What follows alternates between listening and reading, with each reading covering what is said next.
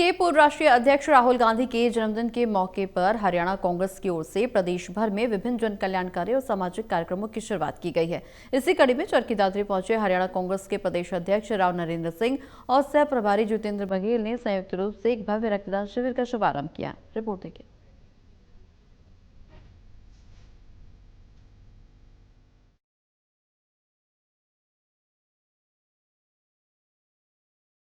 कांग्रेस नेता राहुल गांधी के जन्मदिवस के उपलक्ष्य में हरियाणा कांग्रेस की ओर से प्रदेश भर में विभिन्न जन कल्याणकारी और सामाजिक कार्यक्रमों की शुरुआत की गई है। इसी कड़ी में चरखी दादरी पहुंचे हरियाणा कांग्रेस के प्रदेश अध्यक्ष राव नरेंद्र सिंह और सह प्रभारी जितेंद्र बघेल ने संयुक्त रूप से एक भव्य रक्तदान शिविर का शुभारंभ किया।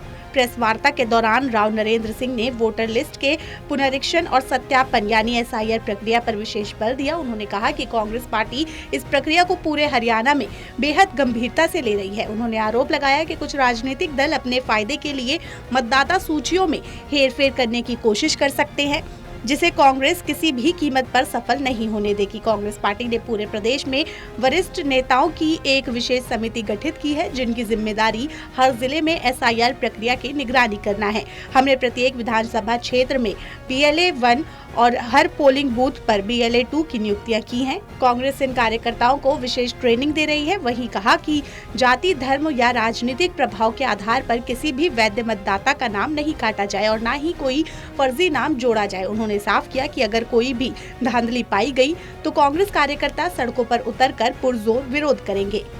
राव नरेंद्र ने कहा कि राहुल गांधी ने हाल ही में कोटा में छात्रों की गूंज कार्यक्रम के माध्यम से देश के युवाओं और गरीब वर्ग की आवाज को मजबूती से उठाया। उसी से प्रेरित होकर जिला कांग्रेस कमेटियों द्वारा रक्तदान शिविर, रोजगार मेला और नशा मुक्ति जैसे सामाजिक अभियान शुरू किए गए हैं। उन्होंने युवाओं में बढ़ती नशे की लत पर गहरी चिंता व्यक्त करते हुए इसे एक गंभीर सामाजिक संकट बताया और इसे रोकने के लिए राज्यव्यापी प्रयास की अपील की।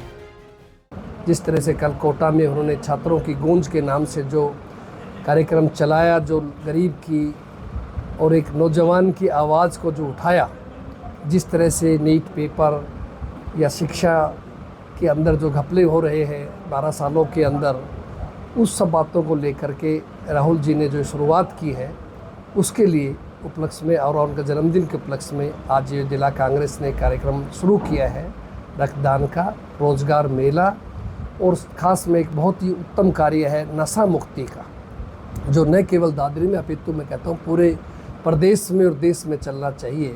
जिस तरह से आज बेरोज़गारी की वजह से हमारा नौजवान नशे की तरफ बढ़ रहा है, जो माँ बाप कर्जा लेके बच्चों को पढ़ाते हैं, पालते हैं, पोसते हैं और जब बड़ा होता है तो नशे की गिरफ्त में चला जाता है, तो उस माँ बाप का, उन बुजुर्ग का क्या दिल के ऊपर बीतती है आप देखते हैं।